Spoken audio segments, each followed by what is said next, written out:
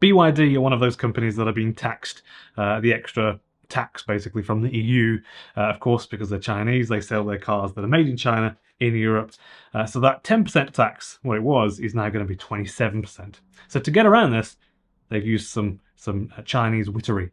So they're building a couple of plants, basically. They've got one in Hungary that's underway now that should be producing cars that they will be selling to the EU in 2025. And also, they are basically announcing, it's kind of announced, but it's not officially announced, and they're making a bit of a thing about that, about not officially announcing it, but they're saying it's a thing. So basically, in Turkey, they're going to make EVs in Turkey because there's a special agreement between Turkey and the EU, which is interesting. So basically, the EU surely can't argue with this, I don't think. I think they're quite blatant. I suppose if they want to, they might do. They'll just come up with something and say it. But basically, the EU should not have any issue unless they just want to create a barrier of some sort and they'll make something up. So this new factory is going to be costing about $1 billion US dollars, and it will be built in Turkey, where there are 90 million people in Turkey, by the way. Turkey has this agreement with the EU to be able to sell things. So nothing to do with farms or food or labour, everything else is fine. So if you make a Chinese electric car in Turkey and sell it to the EU, that's fine.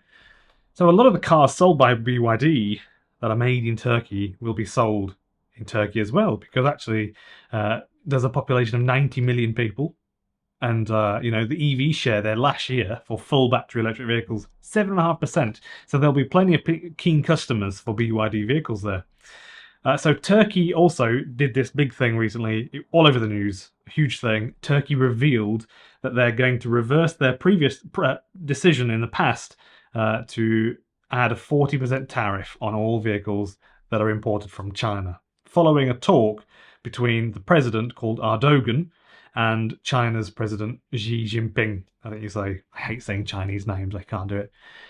BYD is basically China's best-selling car brand at this point. Obviously, they're aiming for 4 million cars this year. It was 3 million last year, and then I can't remember the year before. So basically, they just sold in the last quarter, so the second quarter of 2024, 982,000 vehicles. I can't remember the last bit. 982,000. That is a lot of vehicles, isn't it? They also confirmed that the BYD Seagull is coming to Europe in 2025. I've already made a video on this. And apparently will start from under €20,000. I'm not really sure if that was the cheapest one or all of them, but regardless, there's very little difference between the cheapest model and the most expensive one. I think it's around 1,000 or 1,500 euros or something like that. But the second one, the better one, you should only get the expensive one because A, it will depreciate less. B, it has a considerably larger battery that has full battery management, thermal management on it. So it uses the air conditioning, liquid cooling technology to extract the temperature out of the batteries, and LFP chemistry. The cheapest one doesn't. They literally do what Nissan have done with the Leaf, and they bolt a big battery pack on it and let it cook if you're in a hot country, such as Turkey, for example.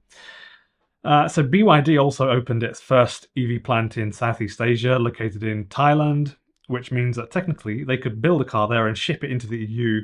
No China taxes, which is also a good loop. And they're also confirming a plant in Mexico as well. So basically what they're doing is being smart, thinking long term. How can they become the next, I don't know, whatever companies, Fiat and Volkswagen, these legacy brands, they're genuinely hoping to get their feet into the globe and just try and be all over, basically. And they're doing well with it, I think. BYD took over a former Ford factory in Brazil, and it's also considering a couple of different locations for Mexico. I think they've actually decided one, though. BYD have also had quite sluggish sales in Europe after that initial rush, where basically the whole world could see that Europe was buying a lot of BYD cars, and then it stopped, basically. They're also putting a lot more money and time into marketing in the European Union, such as the European Championship football tournament. Benny doesn't watch football, so I don't know what they're all called, but that's what it is, the big football match in Europe. And that actually replaces Volkswagen, which is pretty good. So Turkey also will soon announce this agreement with BYD to build a $1 billion plant, a factory in Manisa province in Turkey. The announcement is expected from President Recep, I think it's Recep Tayyip Ardogan during a ceremony. So many different names I have to say in different, I'm suddenly speaking Chinese names and then, I don't know, Scandinavian names and Turkish names. So I'm sorry if I get some of these wrong. I've been commenting on BYD cars and vehicles, I suppose, for the last, I think, year and a half, 2 years, year and a half, I think, on this channel. And I can say a couple of things about BYD that I can't say about other companies, really. Number one, they've basically shown the world that they have more, I think, gumption and wit than basically any other vehicle manufacturer, period. They're getting things done. No other manufacturer is really doing that on this scale. Number two, they're largely underrated. They make really good cars, comparable to Volkswagen cars in fit and finish. And I will go so far as to say, I think they'll actually last longer than a typical Volkswagen. If you were to go buy a Volkswagen ID4, and then you go get yourself a BYD Seal, I think the BYD will last longer. I think that will be knocking around in 10 years. The Volkswagen won't be, I think. So if you disagree, let me know in the comments. I know there'll be a lot of haters because I'm saying stuff about Volkswagen here. But I think the truth is Volkswagen just don't make the best cars in the world. I know they make very nice cars, but just not the best cars in terms of reliability.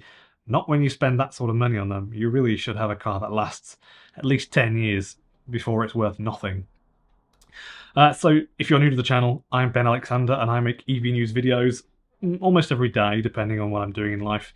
I also just added some features to the YouTube membership part of my channel. So there's like a bit where you can say join. If you click on that, I think you can pay about €2 or €5, depending on what currency you pick. So a couple of tariffs. Feel free to join on YouTube memberships or Patreon. And yeah, YouTube memberships. I've just started doing some members only live streams, so you'll get access to that if you join.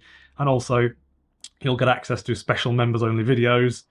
And then also, if you're bothered, you'll get a funky little logo next to your name when you comment things, so people know that you're a follower or a long-time follower or someone who really likes the channel. Patreon is pretty much similar, basically, apart from you won't get the live streams. And I've also made them quite cheap, €2, €5, because simply it's not really so much about the money.